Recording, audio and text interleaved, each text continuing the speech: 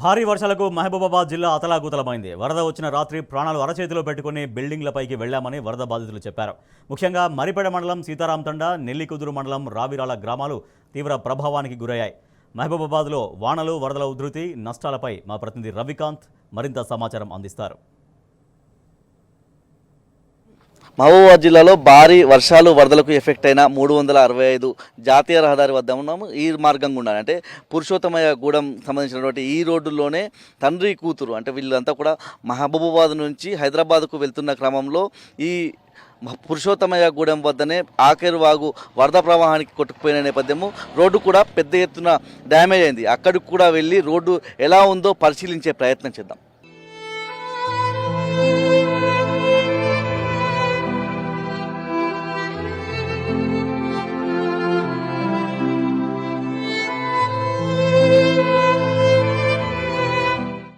జిల్లాలో జల ప్రళయానికి ఆకేరు వాగు యొక్క ఉధృతికి ఇవన్నీ కూడా సజీవ సాక్ష్యాలుగా మనం చెప్పుకోవాల్సి ఉంటుంది. పూర్తి స్థాయిలో రోడ్డు అంతా కూడా కొట్టుకుపోయిన నేపథ్యము పురుషోత్తమయ్య గూడెం వద్ద ఉన్నాం మనం. ఇదంతా కూడా రోడ్డు కొట్టుకుపోయిన నేపథ్యం. ఇక్కడే ఏదైతే తండ్రి కూతురు కారులో కొట్టుకుపోయిన సంఘటన జరిగిన ప్రాంతం ఇది మనం చూస్తూ ఉన్నాము. ప్రకృతి ప్రకోపానికి ఇవన్నీ కూడా సజీవ సాక్ష్యాలుగా మనం చూస్తూ ఉన్నాము. ఆ బ్రిడ్జ్ పైన ఒక 2 అడుగుల మేర పైనుంచి పోయినట్టుగా కూడా మనకి స్థానికులు చెప్తా ఉన్న నేపథ్యం అయితే మనం చూస్తూ ఉన్నాము. పూర్తి ఆ రోజు ఏం జరిగింది, ఇక్కడ ఆ కారు కొట్టుకుపోయింది, ఇక్కడ పరిస్థితి ఎట్లా ఉన్నాయి, మొన్న పరిస్థితి ఎట్లా ఉండే? ఇక్కడ మొన్న బాగా వాటర్ ఫ్లో ఉంది, బ్రిడ్జి పైనుండి వాటర్ పోయింది. అయితే తండలో ఉన్న మేమందరం బయట స్లాబ్ మీద నిలబడ్డాం. అయితే కారు ఆయన వస్తున్నాడు, అక్కడ లోతుగా డౌన్ ఉంది రోడ్డు, అదే లెవెల్లో ఉందని అనుకొని ఆయన ముందుకు మూవ్ అయిండు, అక్కడే కొట్టుకొని పోయిండు ఆయన. అయితే కారు డివైడర్గా అని ఉన్నది, వాళ్ళిద్దరు తండ్రి కొడుకులు మాత్రం పైన చెరువులు తెగినాయి. ఎడ్జర్ల పెద్ద చెరువు, జయారం చెరువు, అన్ని కుంటలు అన్నీ మొత్తం ఏది ఒకటి లేకుండా అన్నీ తెగిపోయినాయి.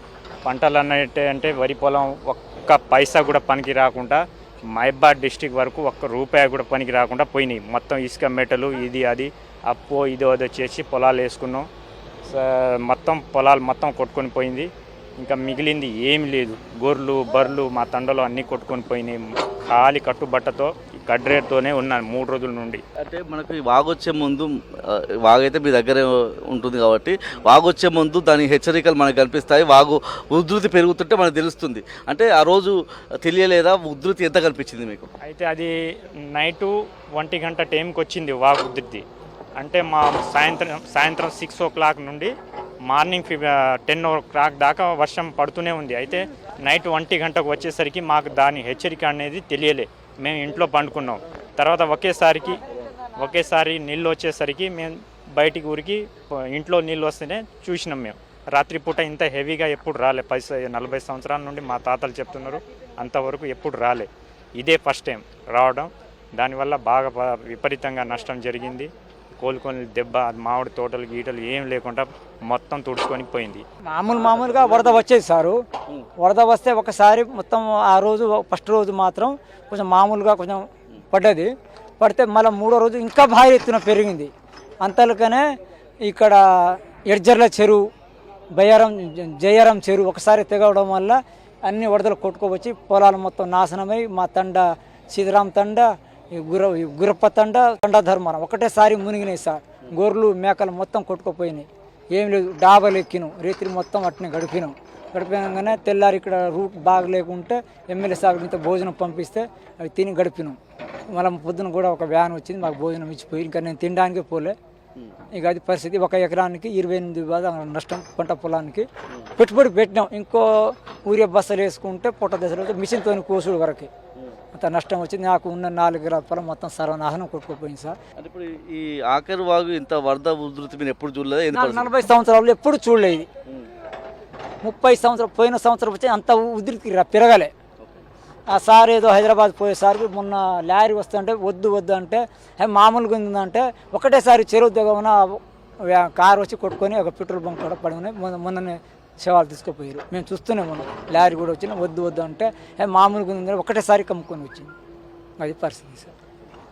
ఇది మొత్తంగా చూస్తే ఒక మహబూబాబాద్ జిల్లాకు సంబంధించి మనం చూస్తే 30,000 ఎకరాల్లో పంట నష్టపోయిందని చెప్పి అధికారులు అంచనా వేస్తున్న నేపథ్యంలో ఇక్కడ ఉన్నటువంటి వ్యవసాయదారులు అంటే రైతులు చెప్తున్న విషయం దాదాపు 28 నుంచి 30,000 రూపాయలు ఒక ఎకరానికి ఖర్చు పెట్టిన నేపథ్యంలో ప్రభుత్వం తమను ఆదుకోవాలని చెప్పి రైతులంతా కూడా కోరుతూ ఉన్నారు.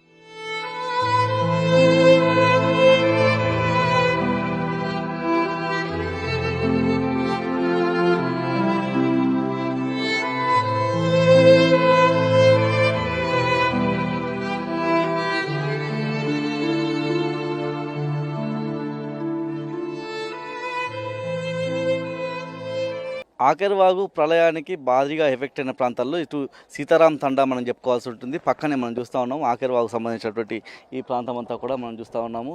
ఆ బ్రిడ్జ్ మనం చూసే బ్రిడ్జ్ పురుషోత్తమయ్య గూడానికి సంబంధించినటువంటి బ్రిడ్జ్ ఇది. భారీ వరద బ్రిడ్జ్ పైనుంచి వరద పోయిందంటే ఎంత ప్రమాదకర స్థాయిలో వరద అనేది కొనసాగిందో మనం అర్థం చేసుకోవచ్చు. ఈ పంట పొలాలన్నీ కూడా పూర్తిగా నీడముడిన నేపథ్యము.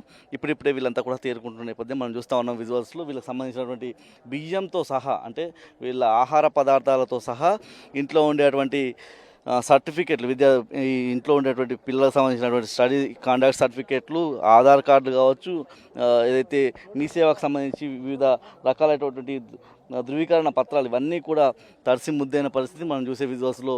బియ్యం కనిపిస్తూ ఉన్నాయి. వీళ్ళు తినేటువంటి బియ్యం అవన్నీ కూడా వీళ్ళంతా కూడా తీవ్రమైన దుఃఖంలో ఉన్న నేపథ్యం. ఇవన్నీ కూడా సజ్జలుగా మనం చెప్పుకోవాల్సి ఉంటుంది. సజ్జలు వీళ్ళు తినేటువంటి ఆహార పదార్థాలు పూర్తిగా తడిసిపోయిన నేపథ్యం. వీటిని డాబాపై ఆరబోసుకున్న పరిస్థితి మనకు కనిపిస్తూ ఉంది. అయితే ముఖ్యంగా అంటే 45 సెంటీమీటర్ల వర్షపాతం మహబూబాబాద్ జిల్లాలో నమోదైన పరిస్థితి. దానికి సజీవ సాక్ష్యాలుగా ఇవాళ చెప్పుకోవాల్సి ఉంటుంది. ఇవన్నీ సర్టిఫికెట్లు అన్నీ కూడా పూర్తిగా తడిసిపోయిన నేపథ్యం అయితే మనం చూస్తూ ఉన్నాం. పూర్తి స్థాయిలో వాళ్ళ ఆధార్ కార్డు కావచ్చు, స్టడీకి సంబంధించినటువంటి సర్టిఫికేట్ కావచ్చు, వీళ్ళంతా కూడా అంటే ఆ రోజు కనుక 1వ తారీఖు కనుక భారీ వర్షం పడితే వీళ్ళ పరిస్థితి మరోలా ఉండేదని మనం అర్థం చేసుకోవాల్సి ఉంటుంది. మనతో పాటు ఈ ఇంటికి సంబంధించి సీత తండకు సంబంధించినటువంటి వీళ్ళతో మాట్లాడించే ప్రయత్నం చేద్దాం మనం. ఏందమ్మా ఆ రోజు ఏం జరిగింది? బాగా వచ్చింది సార్, పైదాకా వచ్చింది. ఇంట్లో నుంచి కొంచెం బయటకు పడినాం. ఎటు పోవాలంటే ఎటు పోయే దారి లేవు కదా. అయితే పైకి ఎక్కినాం. పైకి ఎక్కిన తర్వాత ఎక్కువ వస్తూనే ఉన్నది నీళ్ళు. తర్వాత నీళ్ళు బాగా పైన నీళ్ళు, ఈ వరద నీళ్ళు బాగా వస్తుంది. నలుగురు, మా ముసలోళ్ళు 2 ఇండే ఉన్నాం. బిల్డింగ్ మీదనే ఉన్నాం. ఆ పట్టా కిందనే ఉన్నాం. పట్టా తడిసినాం, అంతా తడిసినాం సార్. మాకు చాలా ఇబ్బంది అయింది ఆ రోజు. అయితే మేము బతికినాం దేనివల్ల అంటే ఆ బ్రిడ్జి తెగింది, దేనివల్ల బతికినాం సార్. మేమైతే బతికాము. ఆ బ్రిడ్జి తెగపోతే మేము బతికాము అసలే. వర్షం రాత్రి మొత్తం పడుతూనే ఉంది. పడుతుంటే మేము 4ంటికి లేచిన తర్వాత మా ఇంటి ముందు మొత్తం నీళ్లున్నాయి. ఆ నీళ్ళున్న తర్వాత మేము దూరం వెళ్దామని చూస్తే రోడ్డు మొత్తం కొట్టుకోబోతుంది, వాటర్ ఉంది. తర్వాత మేము పిల్లలను తీసుకొని పైకి ఎక్కాము. ఇక 4ంటి నుంచి మేము మధ్యాహ్నం 3 వరకు ఇక్కడే ఉన్నాం. భారీ వర్షం కొడుతుంది. మా డాబా పై దాకా వచ్చిందండి నీళ్ళు. ఒక 2 ఫీట్లు అయితే మా డాబా పైకి ఎక్కి ఇక మేము అదే ఆఖరివాగులో పోయేవాళ్ళం నీళ్ళలో. చుట్టూ చూస్తే సముద్రం లెక్క ఉంది. అసలు కింద మేము కాలు పెట్టడానికి కానీ ఎక్కడికైనా వెళ్ళడానికి కూడా ప్లేస్ లేదండి. ఎవరిని పిలుద్దామన్నా కూడా ఇటు పక్క నుంచి అటు పక్క వరకు 2-3 కిలోమీటర్ వరకు అన్నీ నీళ్ళే. ఒకటే డాబా ఆధారంతో నిలబడ్డాం. తర్వాత 9-10 ప్రాంతంలో ముందున్న రోడ్డును ఒక బ్రిడ్జ్ ఉంటుంది, అది కూలడం వల్ల ఈ నీళ్లు కిందికి వెళ్ళిపోయి అప్పుడు కొంచెం సేవ్ అయ్యాం. అప్పుడు కూడా 6 గంటలు మళ్ళీ డాబా మీద ఉండి తర్వాత వేరే వాళ్ళ మన ఎన్డీఆర్ఎఫ్ పోలీస్ వాళ్ళ ద్వారా కిందికి దిగామండి. ఒక సామాన్ లేదు, తిండి గింజలు లేవు, క్వింటాల్ కొద్ది బియ్యము, మన ఫ్రిడ్జ్ కూలర్లు కానీ సర్టిఫికేట్స్, మనకు సంబంధించిన ఒరిజినల్ డాక్యుమెంట్స్, పిల్లల బుక్స్ కానీ ఏదైనా సరే ఏది లేవండి. మొత్తం డాబా కింద నిండిపోయి పై వరకు కూడా నీళ్ళు వచ్చినాయి. మేము ఒక 2 ఫీట్లు ఇంకా పైకి డాబా మీద నీళ్ళు ఎక్కితే మేము కూడా ఆ రోజు చనిపోయేటోళ్ళం అండి. మొత్తం 40 నుంచి 45 ఇండ్లు ఉన్నాయి. వాళ్ళందరూ కూడా తీవ్రమైన ఎఫెక్ట్ ఎదుర్కొంటున్నారు. దాంతోపాటు ఇటు కేసముద్రం మండలానికి సంబంధించి కూడా కొన్ని గ్రామాలు తీవ్రమైన ఎఫెక్ట్ అయిన నేపథ్యం. వాళ్ళని కూడా కలిసే ప్రయత్నిద్దాం. సీతారాం తండాలో వృద్ధ దంపతులు ఉన్నారు, వాళ్ళని కూడా అడిగి తెలుసుకుందాం. మొన్న ఏం జరిగింది, ఎంత వరద వచ్చింది, గతంలో మీరు మీ పుట్టుక నుంచి ఎప్పుడైనా ఎంత వరద చూసిందా? ఇప్పుడు 4 సార్లు వచ్చిందండి. 4 సార్లు మొట్టమొదటి కొంచెం ఎక్కువ వచ్చింది, తర్వాత ఇంకో కొంచెం ఎక్కువ వచ్చింది, నీరుడు కొంచెం ఎక్కువ వచ్చింది అక్కడికి. ఈ సంవత్సరం లగాయించి ఇళ్ళన్నీ మునిగినాయి. మునిగినాయి. అందులో తోడు ఇక మేము ముసలమ్మని గుంజుకొని బయటకు వచ్చారు కదా, ఇక్కడ నుంచి అక్కడికి కొట్టకపోయినా ఇద్దరం. కొట్టకపోతే మా పిల్లగాడు ఓడు పైనుంచి పిల్లలను భార్యని పైన పంపి ఉరికొచ్చి మమ్మల్ని గుంజుకొని వచ్చారు కదా, అక్కడికి పోయారు కదా, ముగ్గురం కూడా నెట్టకపోతున్నాం. మళ్ళీ ఎట్నో ఒకట వయసోడు గుంజుకుపోయి మెట్ల మీద వేసి మెట్ల మీద నుంచి పైకి తీసుకుపోయి అట్నే నీళ్ళలో వాళ్ళు అట్నే నిలబడ్డాం. 10 దాకా వానే కొడుతుంటే వాళ్ళని నిలబడి గెలిచినాక పోలీస్ సార్ వచ్చిండు, పోరగాళ్ళందరూ వచ్చిండ్రు. ఇక మంచం ఉందంటే లేదు సార్ మా దగ్గర, ఇక చెద్దర్లు ఉన్నాయంటే ఒక చెద్దరు ఉంది ముసలమ్మ కాడ, ఆ చెద్దర్లు మూట కట్టినరు. కట్టె మీద అటో నలుగురు ఇటో నలుగురు ఎత్తుకొని తీసుకెళ్ళినారు. నన్ను ఉన్నది 2-3 నన్ను పట్టపోయి ఇంత నీళ్ళలో. నా పరిస్థితి చూడండి, ఆ గోళీలు పోయి నాకు చూడండి. అవి బియ్యం ఇగో ఆడుకొచ్చిన మిరపకాయలు కారం పట్టుకుని ఇగో ఈ కారం ఇగో ఇట్లా పోయింది. జొన్నలు బీబీ షుగర్ అని 1200 పెట్టి జొన్నలు తెచ్చిన అన్నీ తడిచినాయి, అన్నీ గట్టినాయి. ఇక మాకు దిక్కు తెరా పేపర్ లేరు.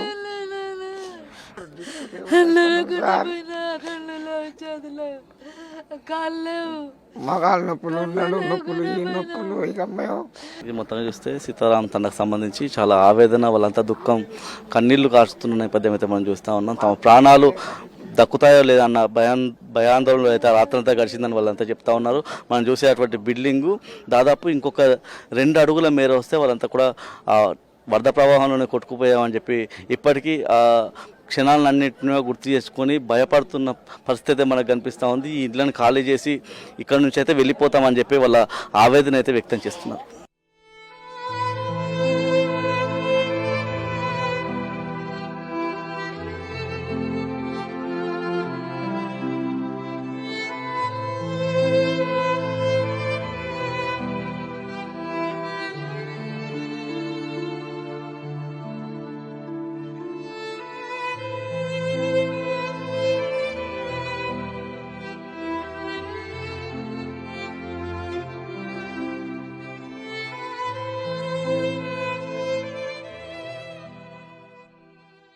సీతారాం తండ్రిలో మనతో పాటు మరికొంతమంది ఉన్నారు.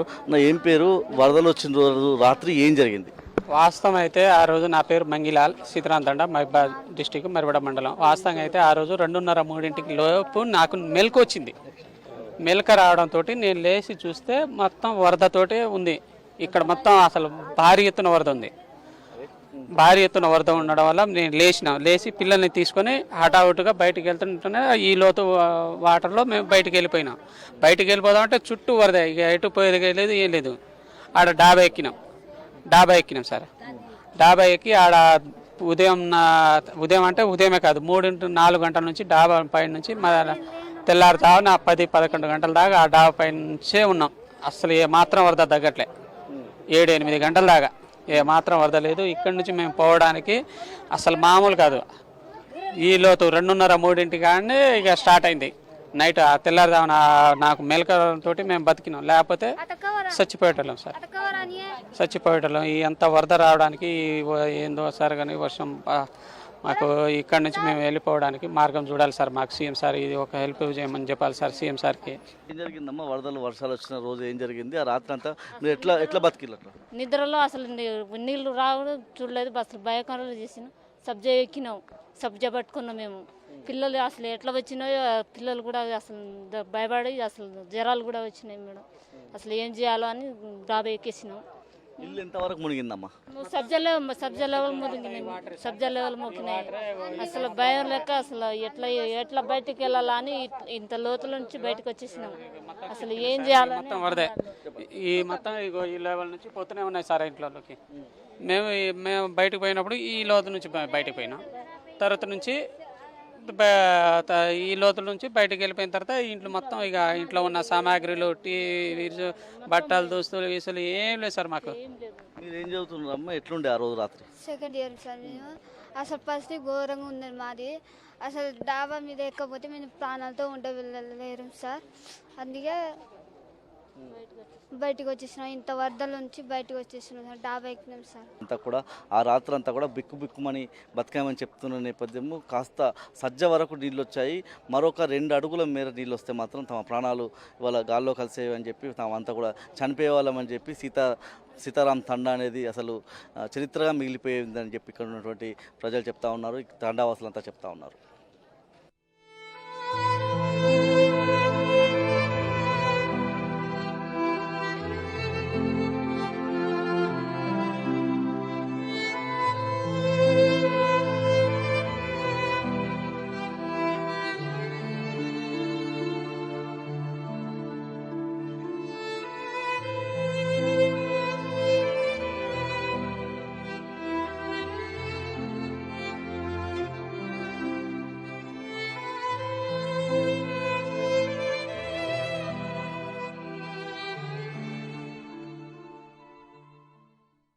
సీతారాం తండాలోని మరికొంతమంది మనతో ఉన్నారు. వాళ్ళు ఏం నష్టం జరిగింది, వరద వచ్చిన రోజు పరిస్థితి మీద ఏంటి? సార్ వరద వచ్చిన రోజు నేను ఫలానా ఒక చోట ఉన్నా సార్. చుట్టూ అయితే ఈ తండ చుట్టూ మొత్తం వచ్చే రాకపోకలు మొత్తం బంద్ అయినాయి సార్. 4 గంటల వరకు నాకు ఇన్ఫర్మేషన్ మా తమ్ముడు ఫోన్ చేస్తే మన సిరోల్ ఎస్ఐ గారికి ఫోన్ చేసి పంపించాను సార్.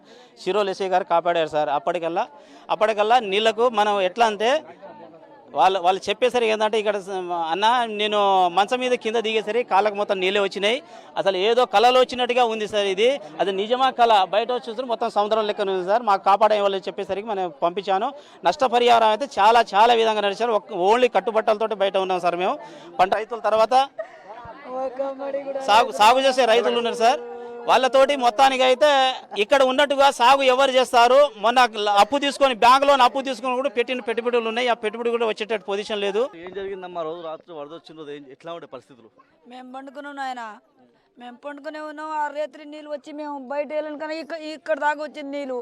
ఇక మేము గొడ్లు ఇడవలే మొత్తం పోయినాయి. మేము కూడా ఇక డాబా ఎక్కినాం. మా ఆయన పోయిండు. మా అమ్మడిది కళ్ళు కాని రావు. అయితే నేను ఇట్లా గుంజుకొని పోవాలంటే ఆయన కళ్ళు కాని రావు. మేము డాబా ఎక్కినాం. ఇక ఒక్కొక్క మెట్టు వస్తూనే ఉంది నీళ్ళు. ఇక ఎట్లా అని మేము ఇద్దరం పట్టుకున్నాం. ఇక పోతే మాయలని ఇక గుండె ఇక చేసుకున్నాం. ఏంది ఎట్లా ఉండే పరిస్థితి? వరద వచ్చిన రోజు ఎట్లుండే పరిస్థితి? మాకు తెలియలేదు సార్. లోపటే ఉన్నాం. వాన బయ్యగానే కొడుతుంది. ఇక మేము లేవాలి. ఇక వచ్చేసరికి మా తండ్రులతో మొత్తం